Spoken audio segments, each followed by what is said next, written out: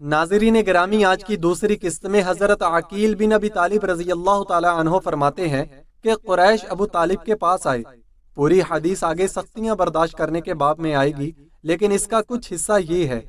ابو طالب نے حضور صلی اللہ علیہ وسلم سے کہا، اے میرے بھتیجے، اللہ کی قسم، جیسے کہ تمہیں خود بھی معلوم ہے میں ہمیشہ تمہاری بات مانتا رہا ہوں، لہٰذا اب تم بھی میری تھوڑی سی بات مان لو، اور وہ یہ ہے کہ تمہاری قوم کے لوگ میرے پاس آ کر یہ کہہ رہے ہیں کہ تم کعبہ میں اور ان کی مجلسوں میں جا کر ان کو وہ باتیں سناتے ہو جن سے ان کو تکلیف ہوتی ہے، لہٰذا اگر تم مناسب سمجھو تو ایسا کرنا چھوڑ دو۔ آپ نے اپنی نگاہ آسمان کی طرف اٹھا کر فرمایا، جس کام کو دے کر مجھے معبوس کیا گیا ہے اس کو چھوڑنے کی میں بالکل قدرت نہیں رکھتا ہوں، جیسے کہ تم میں سے کوئی سورج میں سے آگ کا شعلہ لانے کی قدرت نہیں رکھتا ہے۔ ابو طالب نے حضور صلی اللہ علیہ وسلم سے کہا کہ اے میرے بھتیجے، تمہاری قوم کے لوگوں نے میرے پاس آ کر یوں کہا، اب تم میری جان پر اور اپنی جان پر ترس کھاؤ اور مجھ پر وہ بوجھ نہ ڈالو کہ جس کو نہ میں اٹھا سکوں اور نہ تم، لہٰذا تم ان کو وہ باتیں کہنی چھوڑ دو جو ان کو پسند نہیں ہیں۔ یہ سن کر آپ کو یہ گمان ہوا کہ آپ کے بارے میں چچا کے خیالات میں تبدیلی آ چکی ہے اور وہ آپ کا ساتھ چھوڑ کر آپ کو قوم کے حوالے کر دیں گے، اور ان میں آپ کا ساتھ دینے کی ہمت نہیں رہی۔ اس پر آپ صلی اللہ علیہ وسلم نے فرمایا، اے میرے چچا، اگر سورج میرے دائیں ہاتھ میں اور چاند میرے بائیں ہاتھ میں رکھ دیا جائے تو بھی میں اس کام کو نہیں چھوڑوں گا، اور میں اس کام میں لگا رہوں گا یہاں تک کہ اللہ تعالیٰ اس کام کو غالب کر دیں گے یا اس کام کی کوشش میں میری جان چلی جائے۔ اتنا کہہ کر آپ کی آنکھیں ڈبڈبا آئیں اور آپ رو دیے۔ پوری حدیث آئندہ آئے گی۔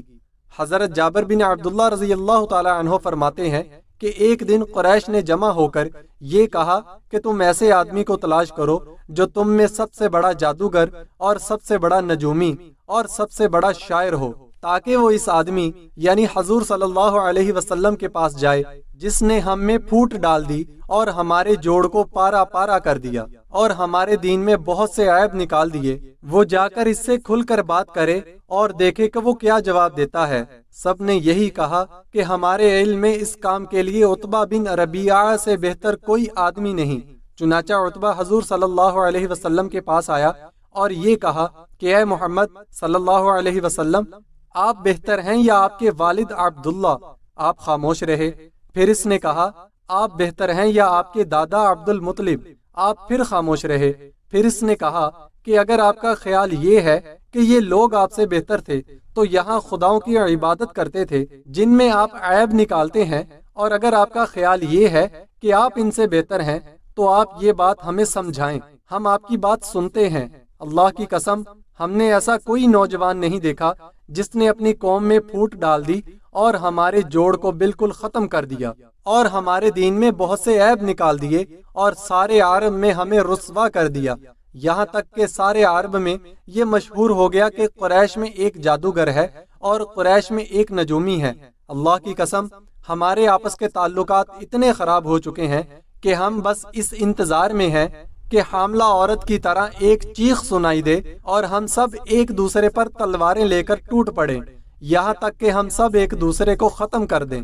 اے آدمی، اگر آپ کو مال کی ضرورت ہے تو ہم آپ کے لیے اتنا اکٹھا کر دیں گے کہ آپ قریش میں سب سے زیادہ مالدار ہو جائیں گے، اور اگر آپ کو عورتوں کی خواہش ہے تو آپ اپنے لیے قریش کی عورتیں پسند کر لیں، ایک کیا 10 سے شادی کرا دیں گے۔ آپ نے فرمایا، تم اپنی بات کہہ چکے؟ تو عتبہ نے کہا، جی ہاں۔ اس پر حضور صلی اللہ علیہ وسلم نے یہ آیت تلاوت فرمائی، بسم اللہ الرحمن الرحیم، حامیم، تنزیل من الرحمن الرحیم، کتاب فصلت آیاتہ قرآنا عربیا لقوم یعلمون سے لے کر فَإِنْ أَعْرَضُوا فَقُلْ أَنذَرْتُكُمْ صَاعِقَةً مِثْلَ صَاعِقَةِ عَادٍ وَثَمُودَ تک۔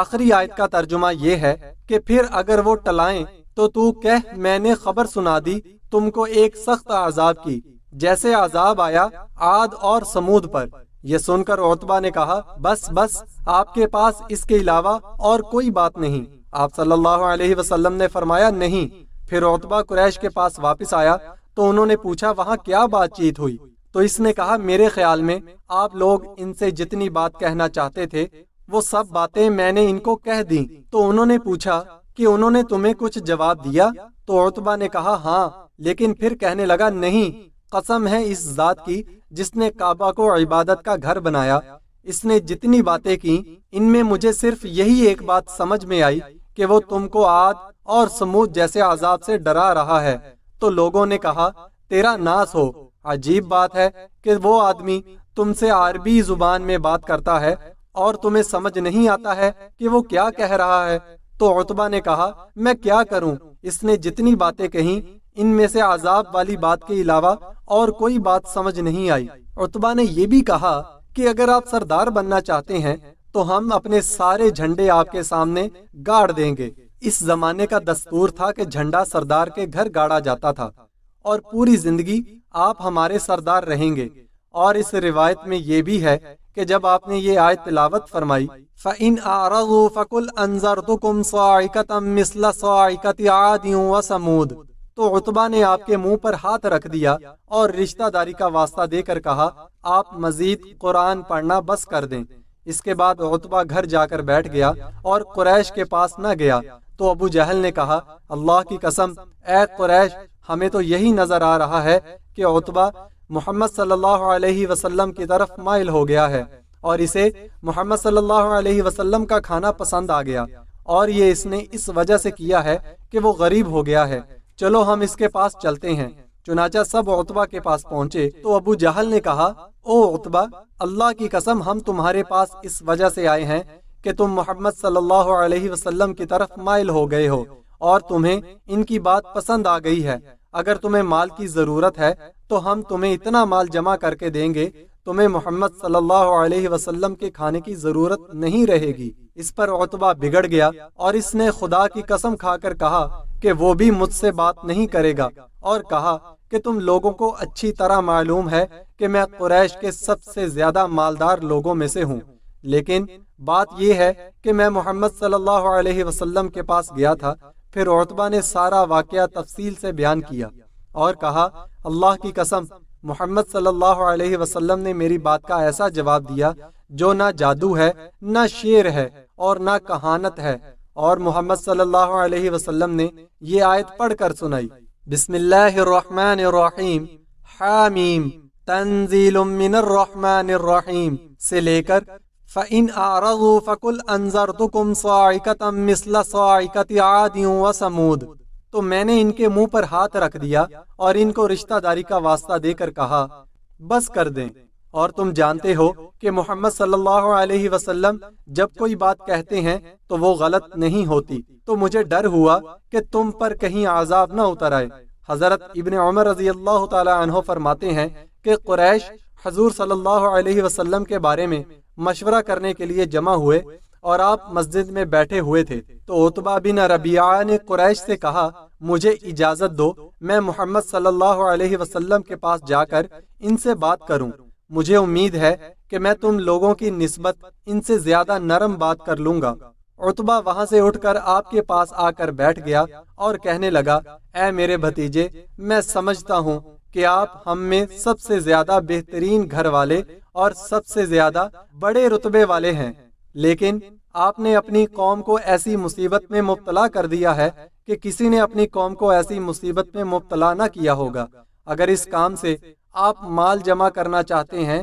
تو آپ کی قوم اس بات کی ذمہ دار ہے کہ وہ آپ کو اتنا مال جمع کر کے دیں گے کہ آپ ہم میں سب سے زیادہ مالدار ہو جائیں گے۔ اگر آپ سرداری حاصل کرنا چاہتے ہیں تو ہم آپ کو اپنا سب سے بڑا سردار بنا لیں گے کہ آپ کی قوم میں آپ سے بڑا کوئی سردار نہ ہوگا، اور ہم آپ کے بغیر کوئی فیصلہ نہیں کیا کریں گے۔ اور اگر یہ سب کچھ جنات کے ایسے اثر کی وجہ سے ہے جسے آپ اپنے سے خود زائل نہیں کر سکتے ہیں، تو جب تک ہم آپ کو مزید علاج کی تلاش میں معذور نہیں قرار دیں گے، ہم آپ کے علاج کرانے کے لیے اپنے خزانے خرچ کرتے رہیں گے۔ اور اگر آپ بادشاہ بننا چاہتے ہیں تو ہم آپ کو اپنا بادشاہ بنا لیتے ہیں۔ آپ نے فرمایا اے ابو الولید، تم اپنی بات پوری کر چکے؟ عتبہ نے کہا جی ہاں۔ حضرت عمر رضی اللہ تعالی عنہ فرماتے ہیں تو آپ نے سورہ حامیم سجدہ پڑھنی شروع کی، یہاں تک کہ آیت سجدہ بھی پڑھ لی، پھر آپ نے سجدہ تلاوت کیا، لیکن عتبہ اپنی پشت کے پیچھے ہاتھ ٹیکے بیٹھا رہا، یعنی اس نے سجدہ نہ کیا۔ اس کے بعد آپ نے باقی سورت تلاوت فرمائی۔ جب آپ تلاوت سے فارغ ہوئے تو عتبہ وہاں سے کھڑا ہو گیا، لیکن وہ ان آیات کو سن کر اتنا مرعوب ہو گیا تھا کہ اسے کچھ سمجھ نہیں آ رہا تھا کہ وہ اپنی قوم کو جا کر کیا بتائے۔ جب قریش نے اس کو واپس آتے ہوئے دیکھا تو آپس میں کہنے لگے کہ جس حالت کے ساتھ یہ تمہارے پاس سے گیا تھا، اس کا چہرہ بتا رہا ہے کہ اب اس کی وہ حالت باقی نہیں رہی۔ عتبہ ان کے پاس آ کر بیٹھ گیا اور کہنے لگا، اے جماعت قریش، میں نے ان کو وہ تمام باتیں کہہ دیں جن کا تم نے مجھ کو حکم دیا تھا، یہاں تک کہ جب میں اپنی آخری بات پوری کہہ چکا تو اس نے مجھے ایسا کلام سنایا کہ اللہ کی قسم میرے کانوں نے ویسا کلام کبھی نہیں سنا، اور مجھے کچھ سمجھ نہیں آ رہا تھا کہ اسے کیا جواب دوں۔ اے قریش، آج تم میری بات مان لو، آئندہ چاہے نہ ماننا۔ اس آدمی کو اپنے حال پر چھوڑ دو اور اس سے الگ تھلگ رہو، کیونکہ اللہ کی قسم وہ جس کام پر لگے ہوئے ہیں وہ اسے چھوڑنے والے نہیں ہیں۔ باقی عربوں میں اسے کام کرنے دو، کیونکہ اگر وہ ان عربوں پر غالب آ گئے تو ان کی برتری تمہاری برتری ہوگی اور ان کی عزت تمہاری عزت ہوگی، اور اگر وہ عرب ان پر غالب آ گئے تو تمہارے بیچ میں آئے بغیر دوسروں کے ذریعے سے تمہارا مقصد حاصل ہو جائے گا۔ اس پر قریش نے کہا کہ ایسا معلوم ہوتا ہے کہ تم بھی بے دین ہو گئے ہو۔